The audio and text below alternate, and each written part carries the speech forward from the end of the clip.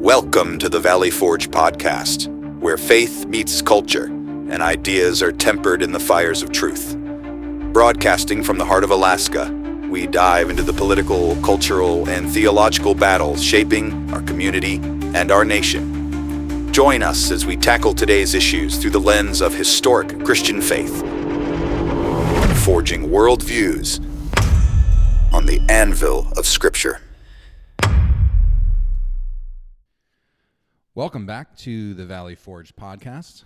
I am your host, Josiah Hustis, and with me, as always, is my autochthonous co-host, Tate Zimmerman.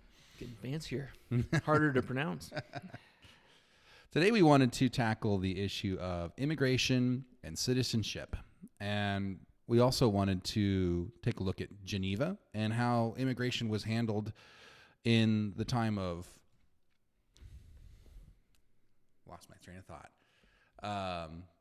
John Calvin, and see how if we can glean any application from how it was dealt with in the past and what we can do about it moving forward, or at least what we think we can do moving forward.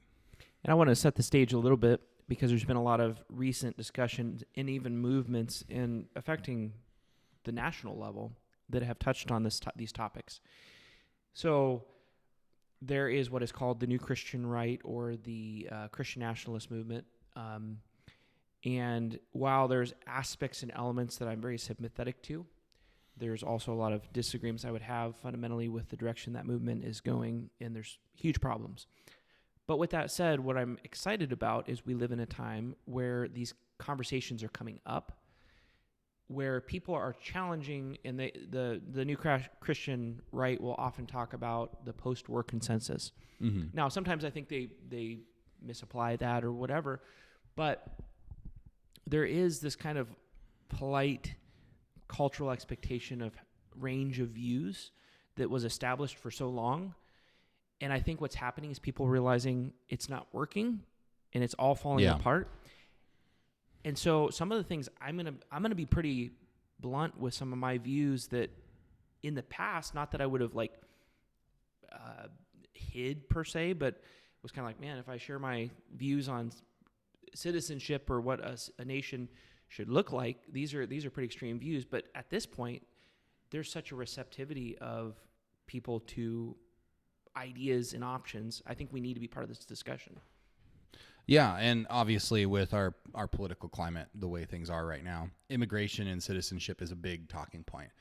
And it's interesting because we're on this podcast, we're not wanting to always tackle something that's a big issue or in the news or something that's being discussed at that moment. But immigration seems to be one of those things that just continues to pop up.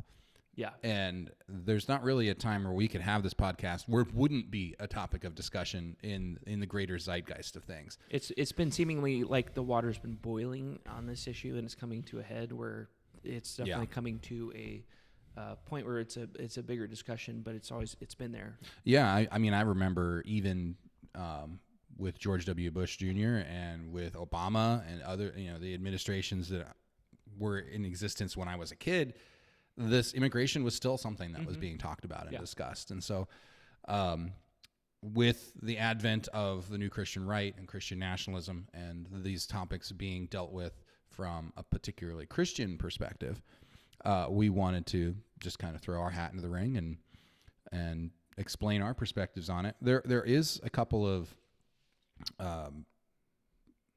other podcasts that address these issues, and right now, I believe it's Phil Kaiser who's preaching through Deuteronomy, and recently had a sermon on immigration. I haven't had a chance to listen to it yet.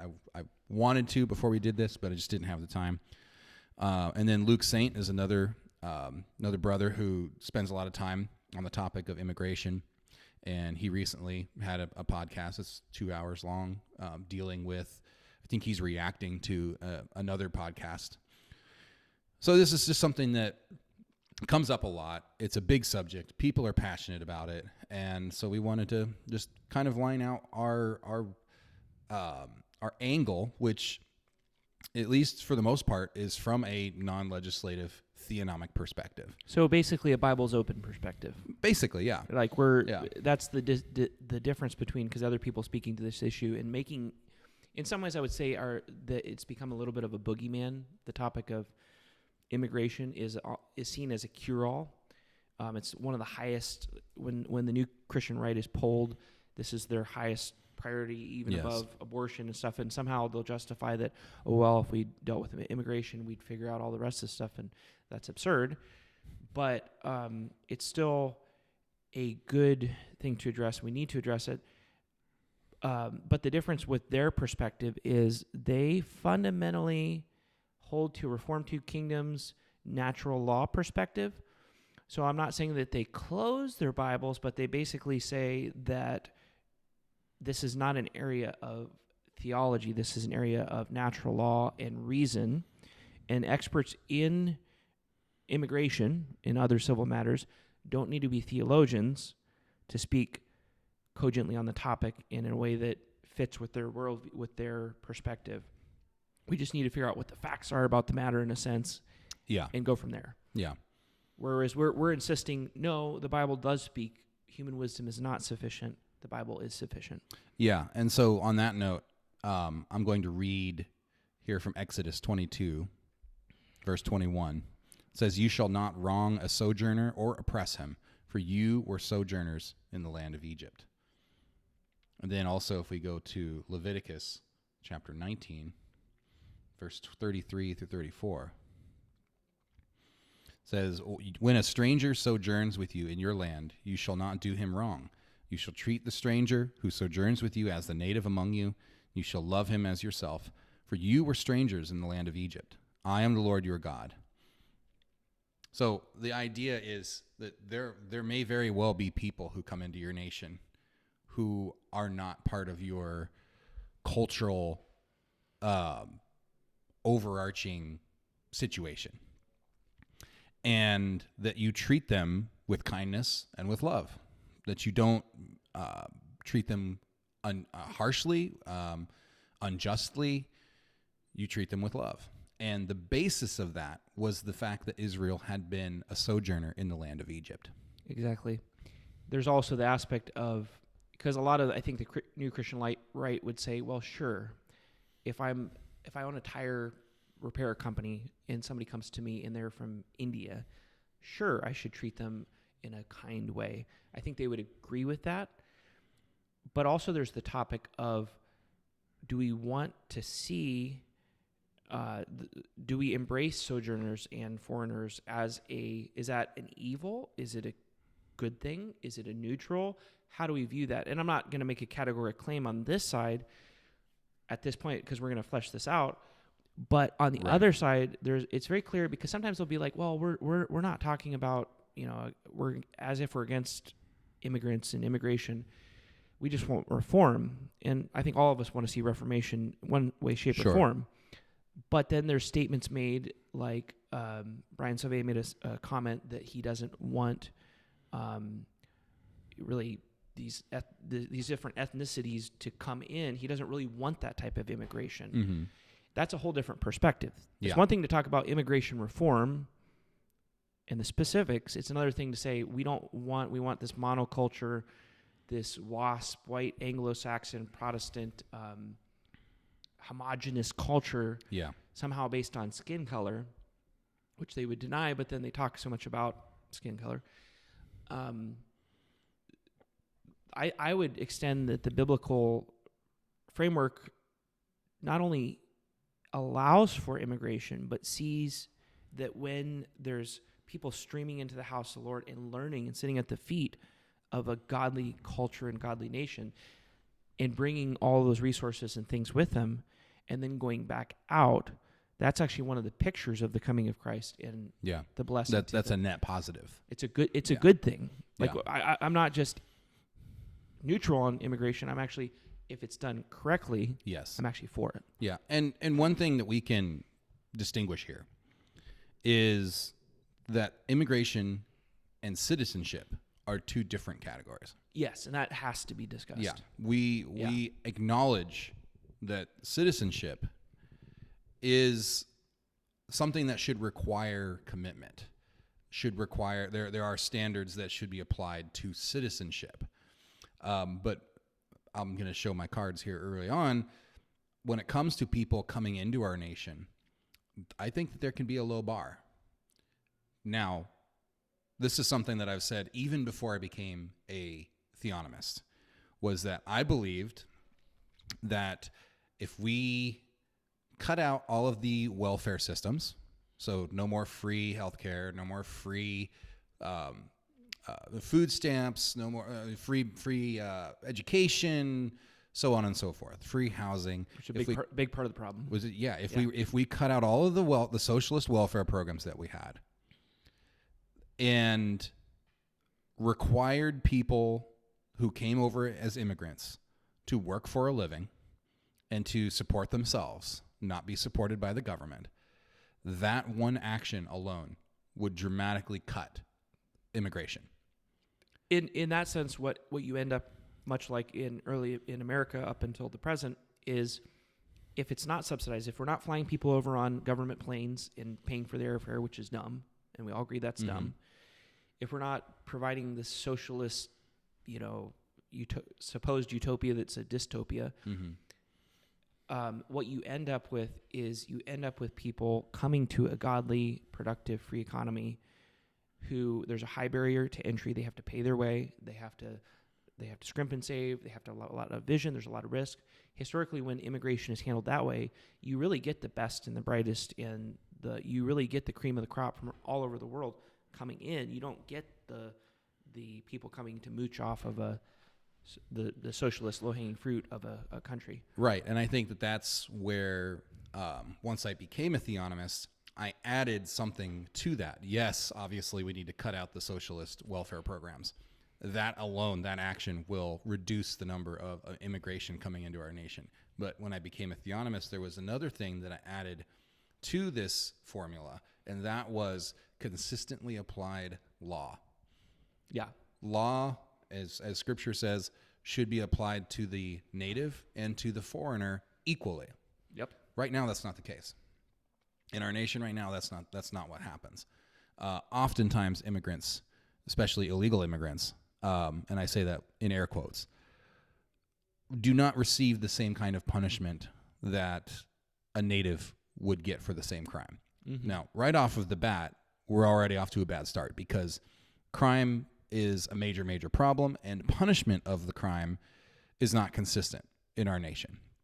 It is, I believe I saw recently that there is a pretty substantial percentage of people who get away with murder because there just isn't the prosecution available to push for. There's no such thing as a swift and speedy trial. There's no real justice is breaking down. Yeah. To the point that even to handle something simple takes years and years to. It's a broken system. It's a broken system, and so because it's a humanistic system, which I don't think the Christian nationalists address because they're not turning to God's law. Right. So if we looked at, for example, the biblical mandate for adultery to be a capital offense, capital punishment. So if someone is an adulterous individual and they look at immigrating to a country that executes adulterers, they're going to put a severe restriction on their own immigration. They're going to look at that and they're going to say, maybe that's not the best place for me to go to. Or we can go more extreme. Let's say murder is punishable by death, as it should be. And you are a gangster and engage in murder, drive-by shootings, whatever the case may be, and you look at, maybe I want to go to this country over here, but they execute murderers regularly without hesitancy. Swiftly. In some ways, it's not that the immigration, because it's almost like from this other far right perspective that immigration creates the problems. It's not so much that immigration creates the problems; it's that it's shining the spotlight on the problems that are here right now. We don't have justice in a biblical sense in so many cases. Yeah, and so that's going to highlight the issues, especially because we have a tendency to put the spotlight on people that are different than us, which is human nature, and make that the case study. But it does highlight the problems of injustice in this country. Yeah, and I've kind of jokingly said in the past that if we as a nation decided that we were going to criminalize adultery, sodomy, and murder the way the Bible defines those things, just those 3 things. Yep. And we gave a 6-month advance warning. Hey, in 6 months, these laws are now going to come into effect, and these crimes will be punishable by death. We would need open borders just so that all the people who wanted to leave could leave. Good. Exactly. that's a good thing. Exactly. No, and that's where it, again, the problem is not. And sometimes if you've been in the trenches and you've been out to the abortion clinics and stuff, you realize that the problem in America isn't necessarily the immigrant family. It's the even family that grew up in with some form of Christianity, with the blue-haired, I'm stereotyping here, but blue-haired daughter who is now a Wiccan, this, that, and the other thing. Like, we're breaking it down internally, and the people oftentimes pushing for liberalism are and recruiting immigrants are our own white-skinned, pale white people of multi-generational Americans, and our society is breaking down, and that's a problem. Yeah, and so in our ideal situation, we're talking about the difference between immigration and citizenship. Immigration would be somebody who wants to come to America and benefit from the system that's in place, benefit from the culture that we have set up. All of those things are very real benefits that historically many people have wanted to come and take advantage of. But if they were to come here, then there would be no government handouts. There would be no socialist programs to support them. And they would be made well aware that if they committed any of these crimes, there would be swift and decisive punishment for these crimes. Now, real quick, this doesn't make the biblical requirement for 2 or 3 witnesses go away. This doesn't make the biblical requirement for a judge to examine the case. That doesn't make that go away. Again, the law is being applied equally. Due process is, and that's so important because so often in these situations when it becomes charged, it's easy to throw due process out when it comes to one group or the other, and that shouldn't be the case. And I want to lay my cards on the table because we're in this environment where I've been surprised how many times I've voiced some of these things recently and expected some pushback. I think a lot of conservative Americans are like, oh, yeah, amen, okay, that sounds good. But some of the things that I see as important, too, for this getting back in alignment with biblical law at some point in the future and Reformation is that I believe that I don't believe in sacralism. I don't believe that there should be a state church. That doesn't end well. We've tried that. A state denomination, but I do believe that the government is to prosecute, as the Bible requires, open pagan idolatry. So if there's there should not be open worship of false gods should not be should not be tolerated. We're not talking about witch hunts. We're talking about due process. We're talking about public order. If somebody is going to go worship their statue in their house, there's only so much you can do about that. But you see that godly men throughout Scripture have civil leaders have curtailed and torn down the high places and the public places of worship and idolatry. Yeah, and that's something that the biblical system of government doesn't have a category for someone to go door to door and inspect your home and make sure you don't have a little personal shrine in your bedroom. There's no mechanism for that within biblical law itself. So this isn't a policing of thought or even necessarily a policing of your actions insofar as they are done in the privacy of your own home, not committed publicly.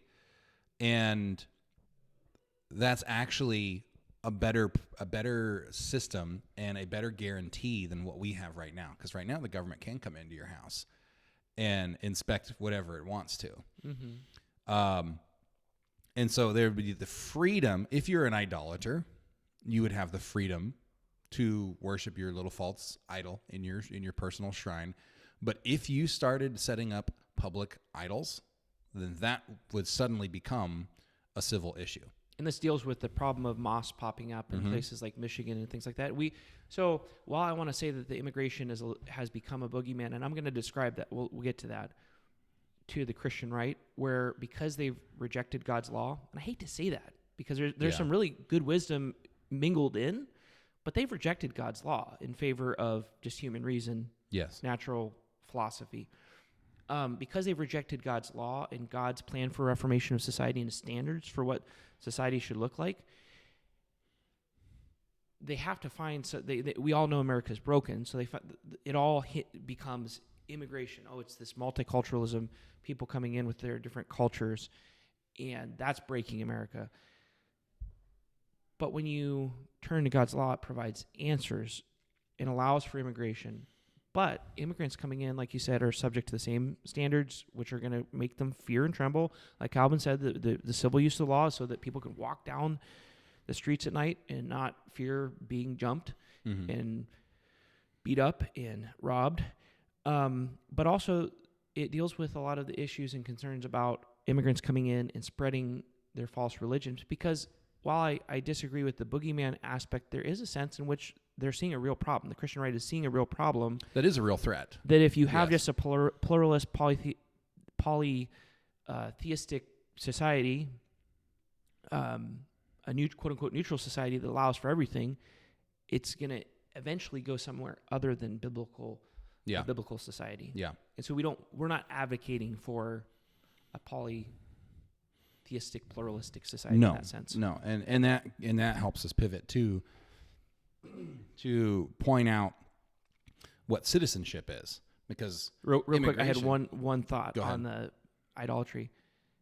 Even the person who's like the Constitution is the best thing ever, the Christian conservative, First Amendment, freedom of religion, and advocates that in a sense that would contradict what I'm saying.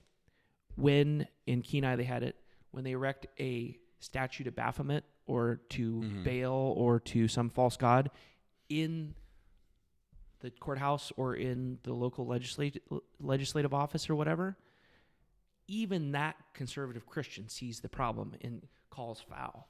Real quick, for listeners who aren't in Alaska, what Tate is referring to here is there is a city council in Kenai, which is a city in Alaska.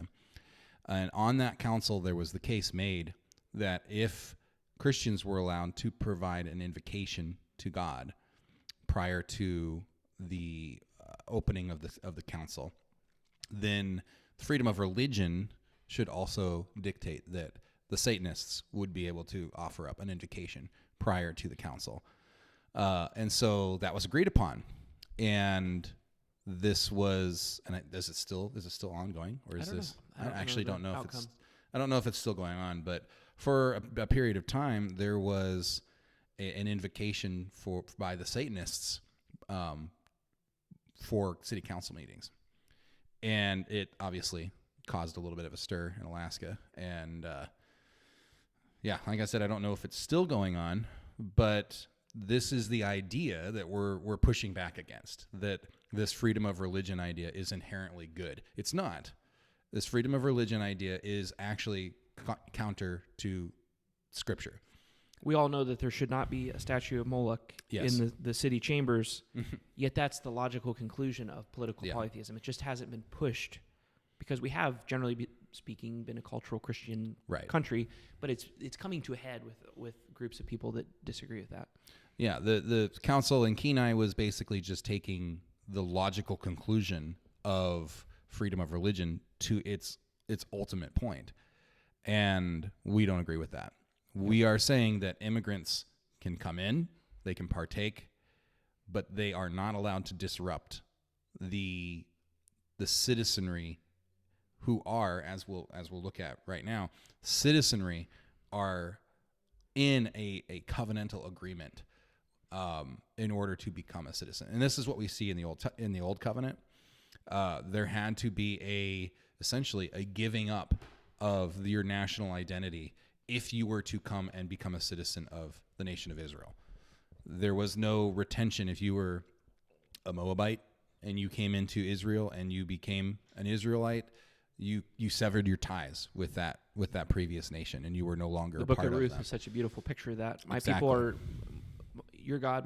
Is my God. Your people are my people. Yeah. Yeah, and that is the idea, and so that is the form of citizenry or citizenship that we would advocate for. That this nation, and here's where we agree with the Christian nationalists.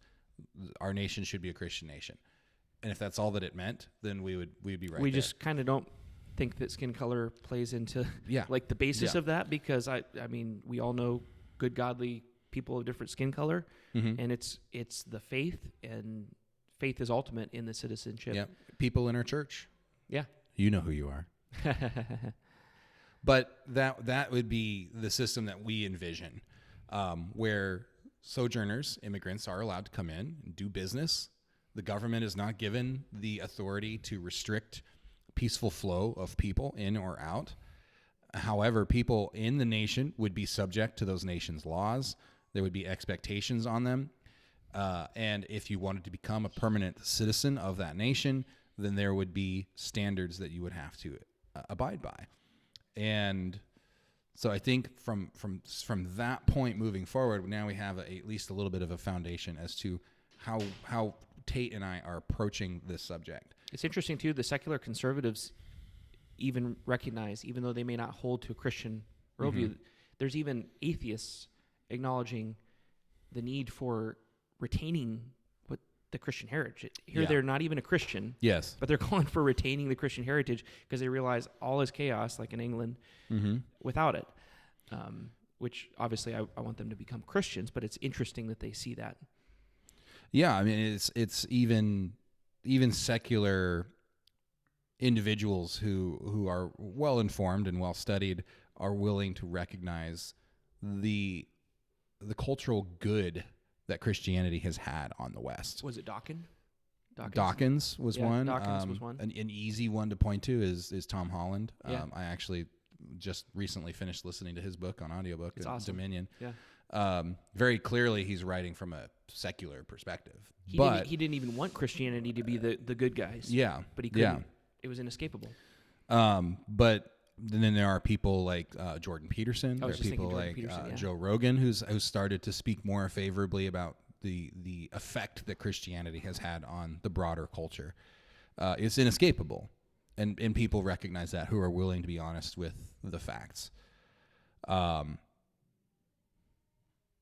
that's kind of just where we're coming from. We as theonomists, we agree and believe that Scripture allows for people to travel freely into other countries, but that doesn't mean that they have the ability to do whatever they want and be whatever they want. And that is what is causing the problems that we have now, that the Christian nationalists are accurately seeing and recognizing. I wish I could find the original source. I can't remember where I read this from Rushuni, but he talked about the waves of, because this is nothing new. There was great fear with the Irish and the Roman Catholics, Italians coming in New England back in the 1800s. But he described how in the early 1800s, 1830s, I believe it was, the Protestants would go down to the docks and greet the families, immigrant families coming in, and they would welcome them into their churches, their community centers. They would bring them in and teach them how the gals how to work with what the local ingredients look like, how to work with those ingredients, how to speak English. They actually reached out at the dock. As a result, the bulk of Roman Catholics coming over, this is not widely understood, but the bulk of Roman Catholics actually became Protestant because it was such a vivacious, outreaching culture. It was a robust culture. One of the problems today is we don't have a robust Christianity. In our culture, it's kind of like the idea of, you need to be more like us in America. It's like, what does that mean today? Yeah. That means your children need to stay in the basement till they're in their 30s. That means that you need to become, LGBTQ plus friendly. That means you need to support abortion. What does that even? I'm not saying we don't have the heritage, but we're losing it. Yeah. And what does it even mean? We have such a sick culture, where part of the problem goes back to, again, revival and reformation, and that's the part the Christian nationalists don't want.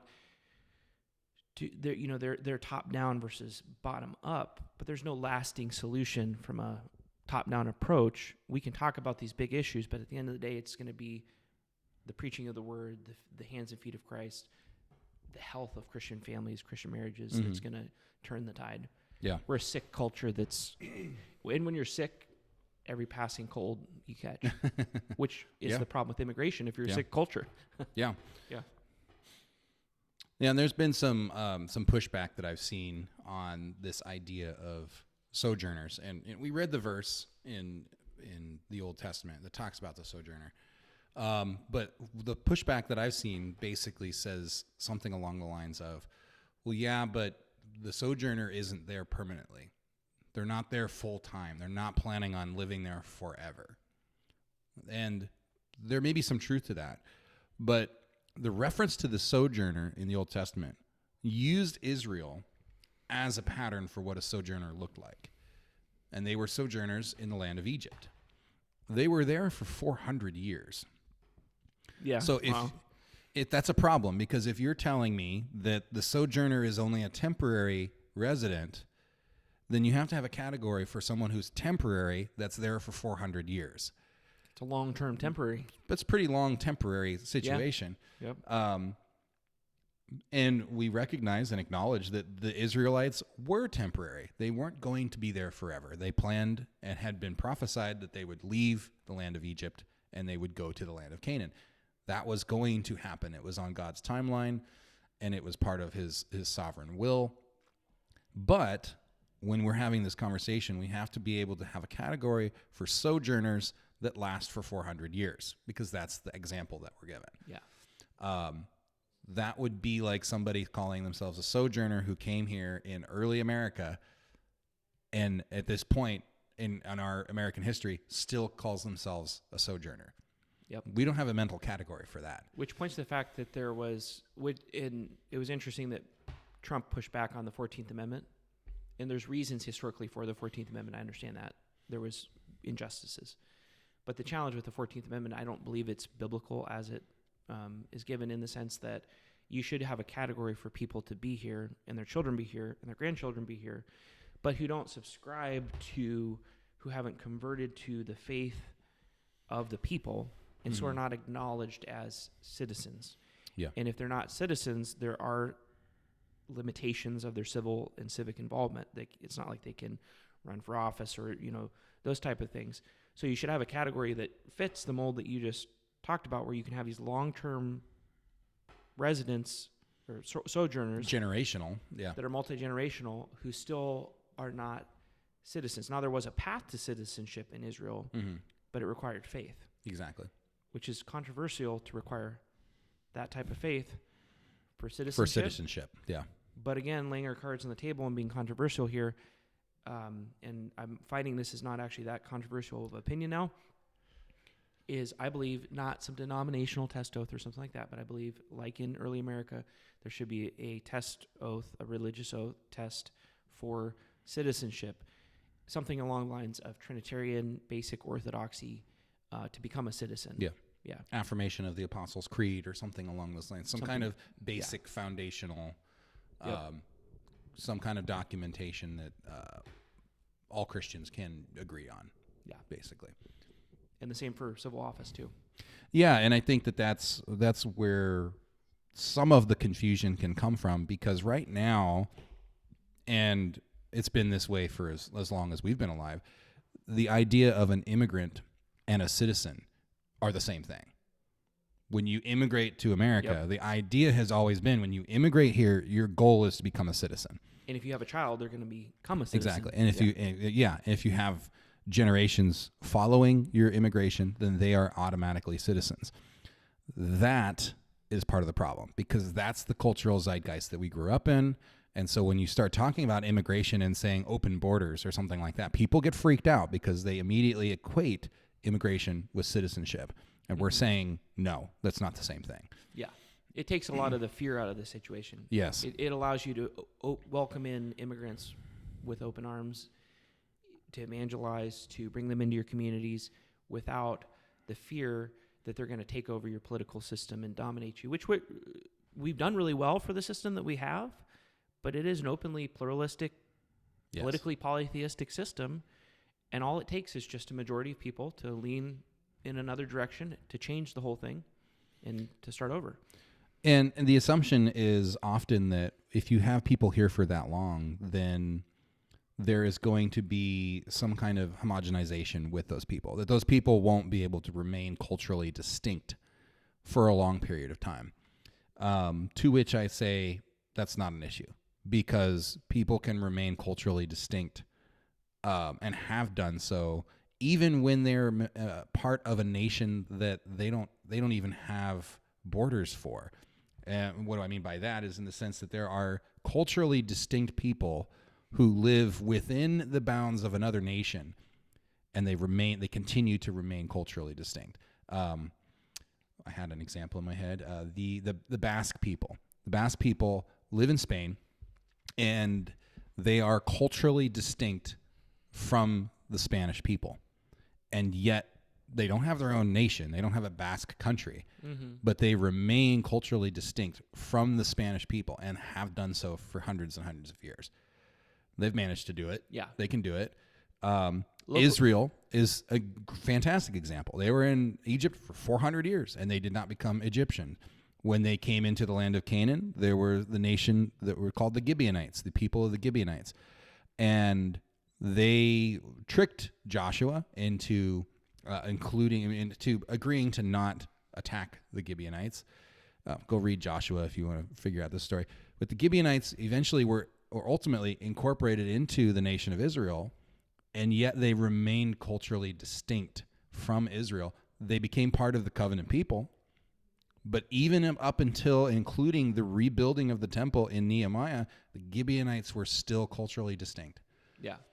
So we're talking hundreds of years. Well, it's kind of cool too, because with the waves of immigration here and the different cultures represented in ethnicities and things, you really get, we have such America's a success story as far as, even though I don't agree with all the foundational premises and how it's been done, it's really a success story as far as, think about the things we love and know as American. They're a collection, they're a kaleidoscope of different European and other, like, I like the fact that we have American Chinese food. I like hamburgers. I like cheeseburgers. But these are different things that came from different waves of immigrants coming in.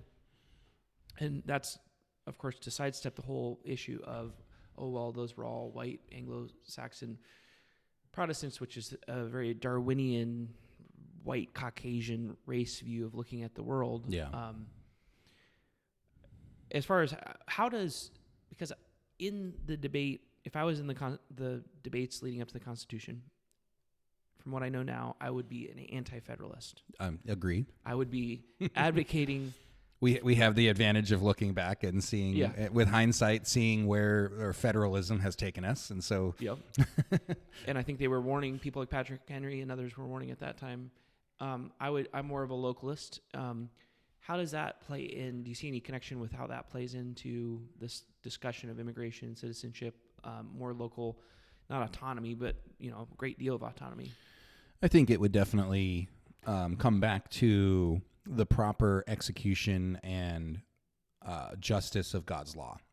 So we at least I would want to see God's law being adhered to and held to faithfully, even in a local setting. Yeah. And so if we have somebody that moved into our local town or region, and they are contributing to the wealth and the health and the community that I'm part of, I'm going to welcome that. And if they come in here with subversive ideas, if they're coming in here with paganism, idolatry, they're coming in to establish a false church or something like that, I have the confidence and the assurance that the law, God's law, is going to come to bear on that and prevent that kind of subversion locally. Yep. That's how I would prefer to see it, actually. Yeah. Let's deal with this on a more granular level, at the local level, and I think we're going to be able to handle these issues even better. Another example from Alaska, there is a gentleman who immigrated, and I think he came in on a visa some kind of document along those lines. Never became a legal citizen. And he ran a taco shop down in, I think it was in Soldotna or Kenai, somewhere down there. Had been enriching his community, had opened up a second taco shop, was very well regarded. His food that he made was really well enjoyed, and he was in business for I want to say like 5 years, building his business, supporting his family, enriching his community, and in the last round of deportations, he was sent out. He was picked up and flown out. Yeah. And I'm just like, now hold on a second. What does his community think about this? Do they want him gone, or do they appreciate his presence in their community and look at the way that he has actually made their community better by creating a couple of good restaurants that are well regarded? What do they think? And a lot of people would say, well, the laws are the laws, and it's about breaking the law or not. But that's the discussion. Right, Exactly. Laws can be changed and should be changed if they don't conform to the biblical standards. And so we're looking at this as reformers in a local area, going, what should our stance be? What should we be advocating as individuals and families? Yes. And what does reformation look like if we look to not just preach the simple gospel, because that's the everything kind of comes back to that. That's the starting point.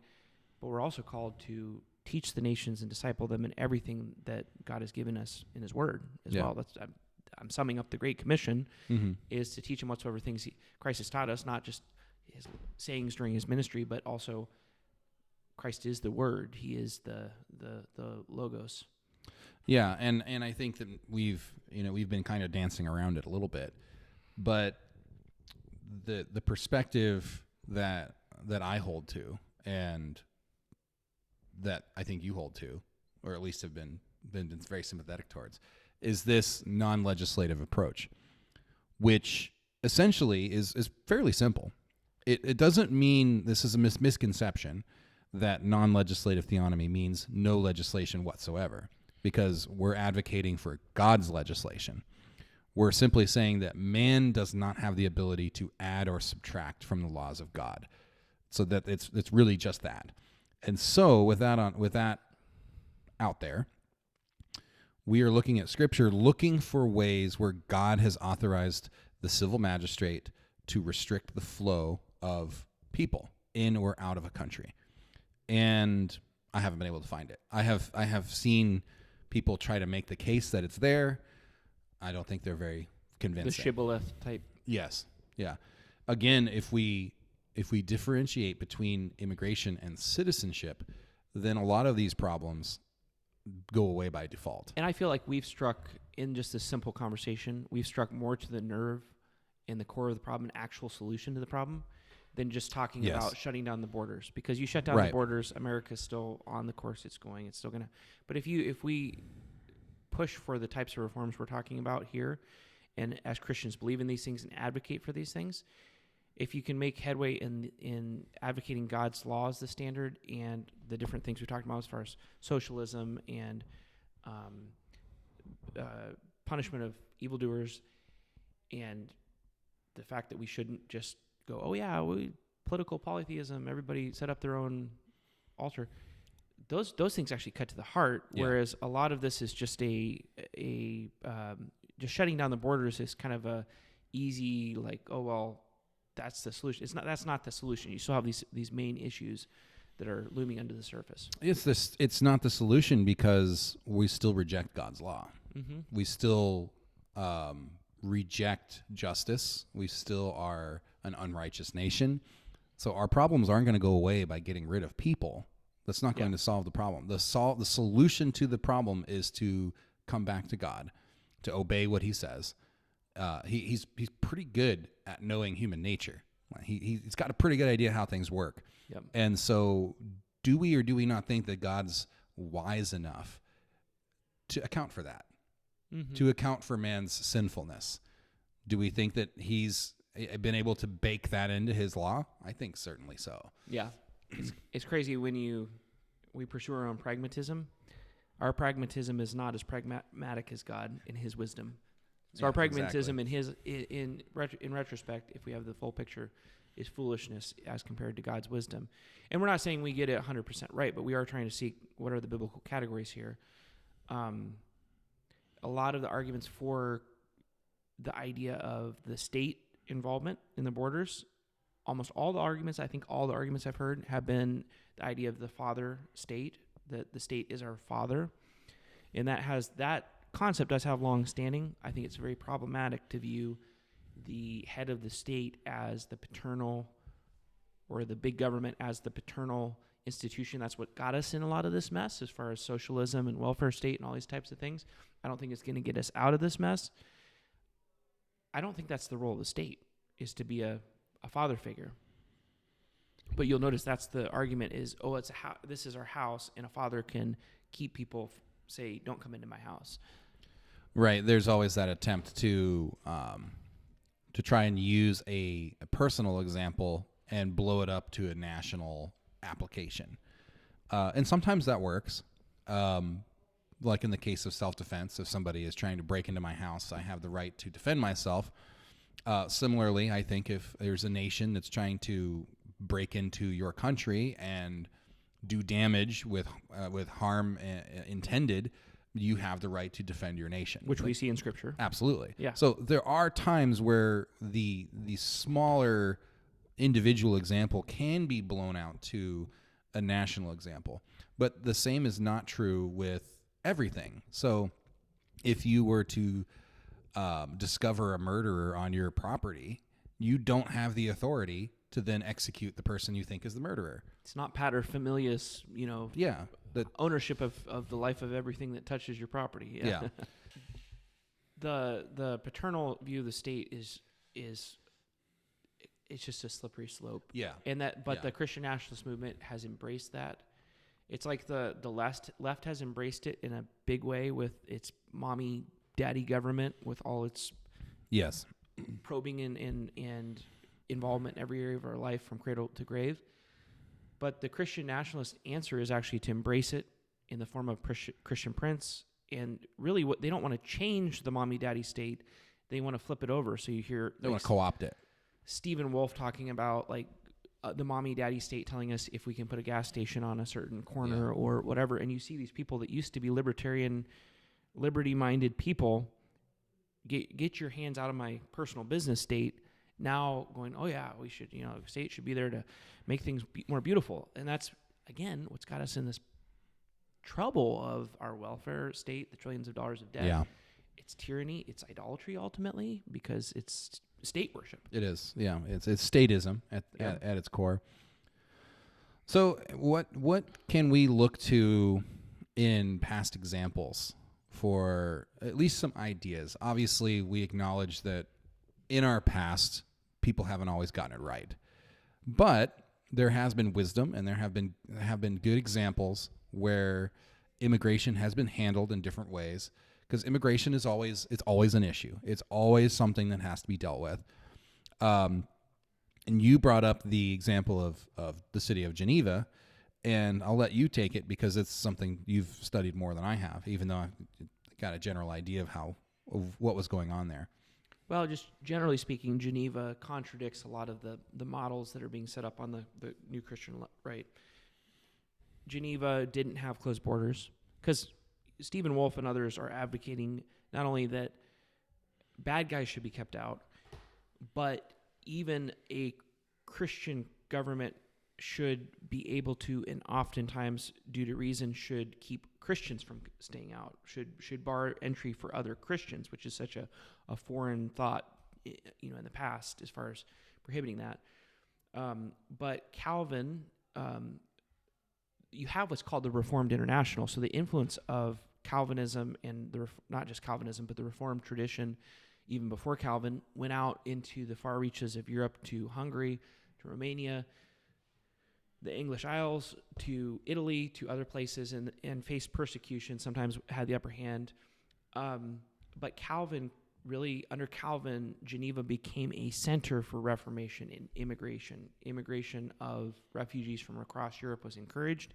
They would come, and oftentimes there would be English-speaking congregations, for example, in Geneva, who would then be trained in Geneva and go back to their country, some of them at least, and be missionaries to their country. So there was this melting pot of oftentimes Reformed refugees and Christian refugees, Protestant refugees coming in to Geneva, and you had Italians marrying Northern Europeans, marrying the different ethnicities, mixing and matching, different language, different culture, different dress, different customs coming in, and yet it didn't implode or explode like the Christian nationalists or the ethnocentrists. The person arguing for cultural, ethnic homogeny would seem to think that you're going to just have this explosion.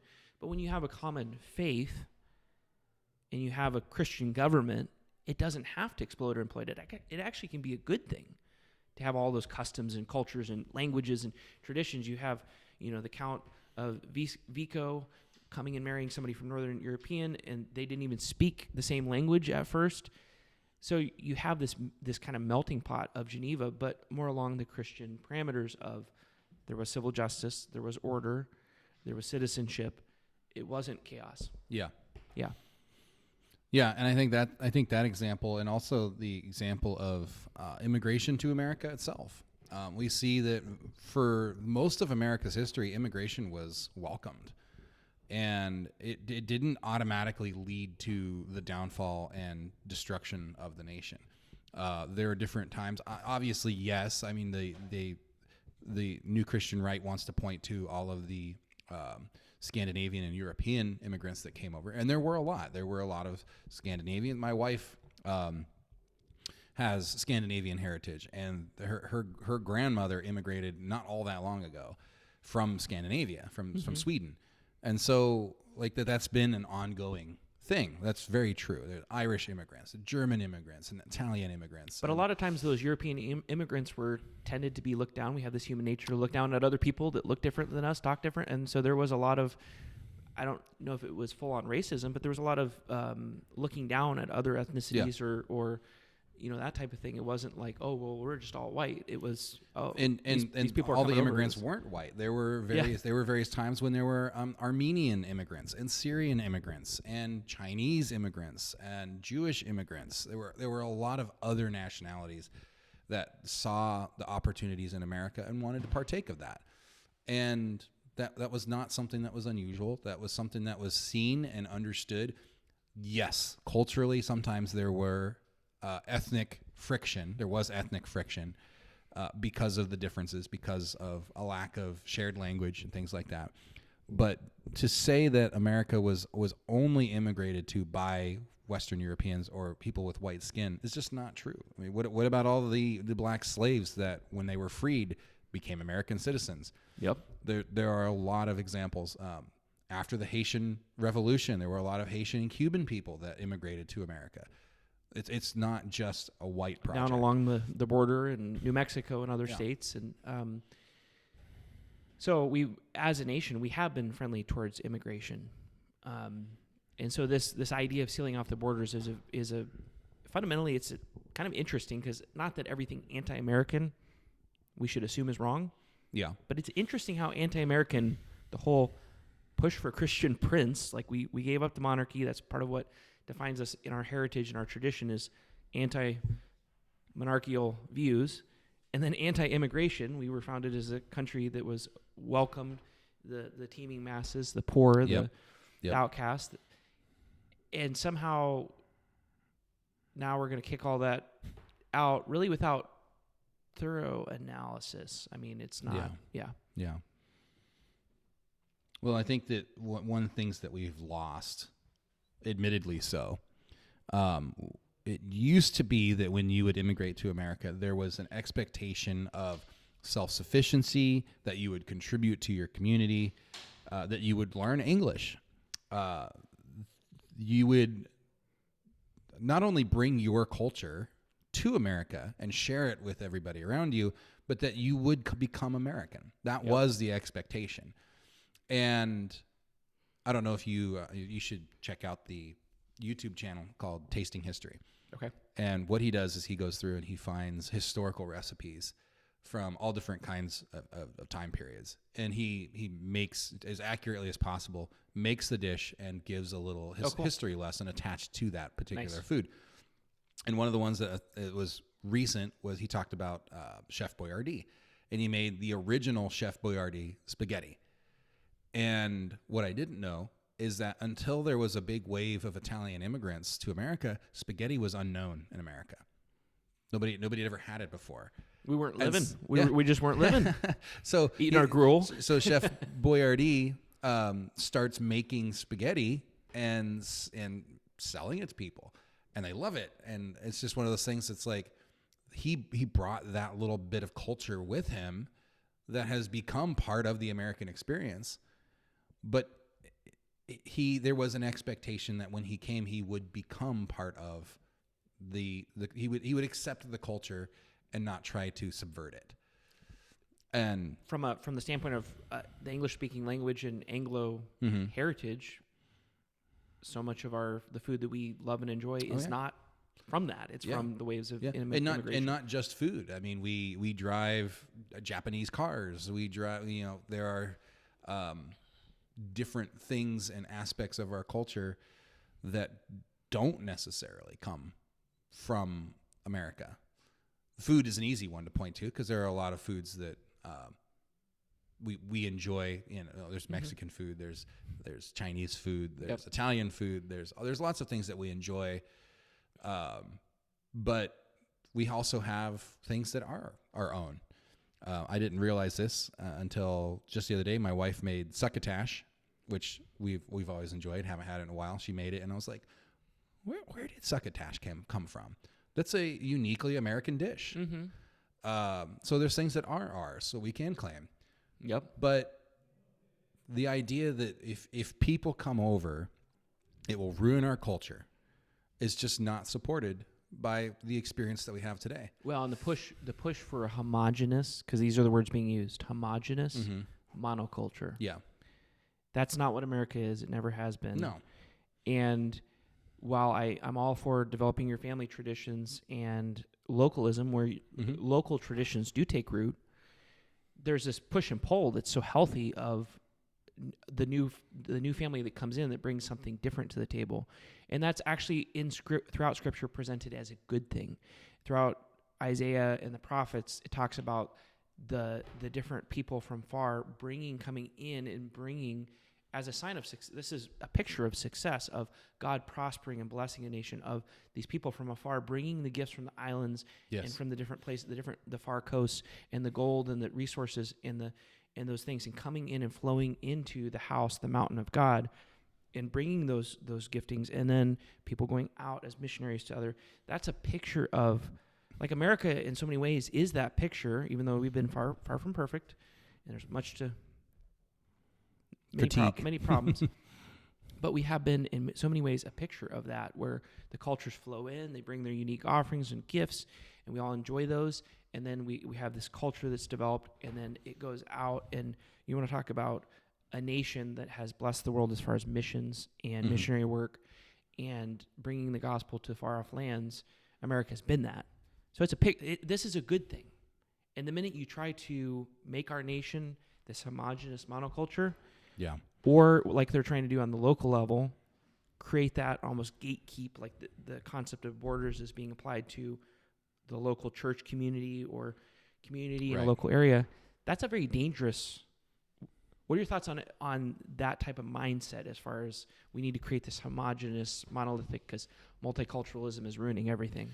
I think if the early church had that mentality, the gospel would have never gone anywhere. Yeah. I think that if the idea has always been, we need to create this place where nothing is different, we only accept and adopt what's familiar to us, then all of the Christians in Israel would have only ever spoken to other Israelites about their faith. The Jews would have only ever had the gospel, and they would have never gone anywhere else. Now, persecution was part of the driving force of the spread of the gospel. But if they had maintained that mentality, it wouldn't have gone anywhere. Yep. Instead, the idea was that we need to take this to everybody. We need to take this to all people everywhere we find ourselves. It doesn't matter if you're in prison, doesn't matter if you're in Rome, doesn't matter where you are. This is a message for the person sitting right next to me. Yeah. And that was a multicultural place. Rome, everywhere you went, there were people of all different types everywhere, all the time. In all the local early churches and communities, Yes. that's what they had. And we don't have a word against it. In fact, it's, if anything, we have words for it and words to not reject that. We're not saying that the Roman, the way No. Rome did things was the right way. But the local church pattern tended to be, there's nothing against that. There's the idea set forward in Stephen Wolf's book that like create the ability to have harmony and the basis for deep relationships. And I'm not quoting him verbatim. In fact, the quotations are far more strong than I'm saying here. I'm trying to be careful. But that if you don't have that homogeneousness in a relationship, a friendship, a marriage, a family, a church, that you really can't have the true depth. And this is all kind of this natural speculation, the true depth of community. And I would just say, bullcrap. I mean, that's like, that's not true. So often in there, it ends up just boiling down to skin color, because the example I'm about to give, they would be like, oh, well, you're of the same skin color, but whatever. My wife is from South Carolina. There's different traditions, different way of life in South Carolina. I grew up in Alaska. It's a very different culture. The fact that we didn't come to the table as homogenous people that grew up in the same exact traditions, I would say has been a blessing. Great if you grew up in the same community. That can be good too. But that's not, for me to be a really good friend with somebody that was born in a different country or has a different background, as if that somehow prohibits the depth of the friendship. It gets weird. Well, it does. And I've had exactly that. I have an ongoing good relationship, a good friendship with a friend of mine that I've had for years now. And he's black. And he grew up in the suburbs of Iowa, of Des Moines, Iowa. So he grew up with a very kind of, and he would say so too, stereotypical black upbringing, and living on food stamps. You know, his dad wasn't around much, and the kind of stereotypes you hear. But he's a very good friend of mine. We've had completely different childhoods, completely different upbringings, but guess what unites us? It's our faith. It's the fact that we both love Jesus and want to serve him that brings us together and makes that common ground. It's not because we share culture, because his culture was very different than mine. I grew up in Alaska. He grew up in Des Moines, Iowa. We didn't share that, but we did share our faith. And he ended up marrying a Filipino girl. So you have this black man from the suburbs of Des Moines, Iowa, marrying a girl from the Philippines. And he's got a kid now, and it's their shared love of Jesus that brings them together. And they can exchange their cultural things that they enjoy, but what it is that brings them together is their faith. And the thing that maintains our friendship is our faith. It's not because of all these wonderful things that we have in common, because we do have some things in common, but we have a lot of things that aren't in common. But our faith holds us together. And that faith is propositional, and you'll hear a lot of talk against propositional basis for these type of relations. But what's ironic is there's so many examples of the leading advocates or the loud voices in the room with the Christian nationalism who are advocating for this homogenous nature, who have a wife that's Filipino, or as much as they rail against propositional culture based in propositions versus ethnicity, they went and married somebody else of a different ethnicity. And more you see so many examples of that, where white Christian men, to find somebody who's a little bit more in line with the trad wife, the traditional wife, they're going out, is marrying a Filipino, because the Filipino gals, they're finding more in line. Now, sometimes I think it's a little bit of not quite the results they think, as far as some of the, they can be feisty too. Well, and to be clear, that sometimes those cultural differences are something you have to overcome. Yeah, they're That's things true. to work through. Yeah. They're not prohibitive, but sometimes they're finding that it's better for me to go marry somebody from the Philippines than to marry your American gal who I find on Match.com who has alien views to what I know and love in my country. And it's ironic that some of the loud voices in this movement that rejects propositional nature of these things have themselves in their personal, and they would say, oh yeah, well, we allow for this exception. Well, you argue against it, yet you embrace it because you understand culture and community has to be based in faith and propositions, not in skin color. Yeah, I agree completely. Well, I think we're getting to the end here. Is there any thoughts or anything you wanted to say, Tate? I just, the importance of the role of Scripture, that so many people discount it on this topic. Yeah, I think that I just kind of want to sum things up. We believe that sojourners, immigrants, are to be welcomed and that they're to be protected from mistreatment, from abuse, but that they must also adhere to the same laws and the same requirements that the citizen would hold, and that further, immigration and citizenship are not necessarily the one and the same thing. They shouldn't be treated the same way. Citizenship is a covenantal agreement. It's not automatic as soon as you get here. It's not automatic if you're born here.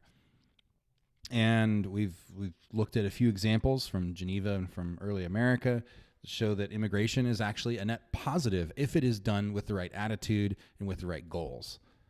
And the last thing is the role that the church plays in all of this. The church needs to be willing to bring the gospel to the sojourner, those who come over here looking for something, looking for the benefits of living in a nation that is founded on Christianity. The only way that they're really going to benefit from that is if they are told why this country is such a good place. And that's because of the gospel. It's because of Christianity. And the problems that we have now as a nation are because we've rejected it, not because we have enforced it.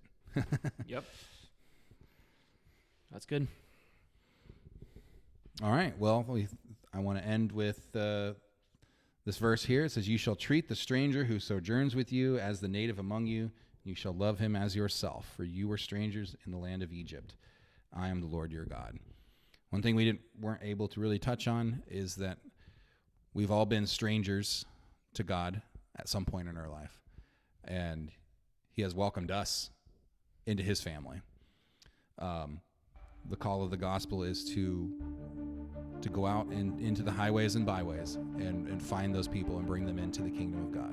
Yep. And that is our ultimate goal with immigration, is we want to see people come to the knowledge of Christ. And so we thank everybody for listening. Feel free to like and subscribe, and we will see you all again next time. Thanks, guys.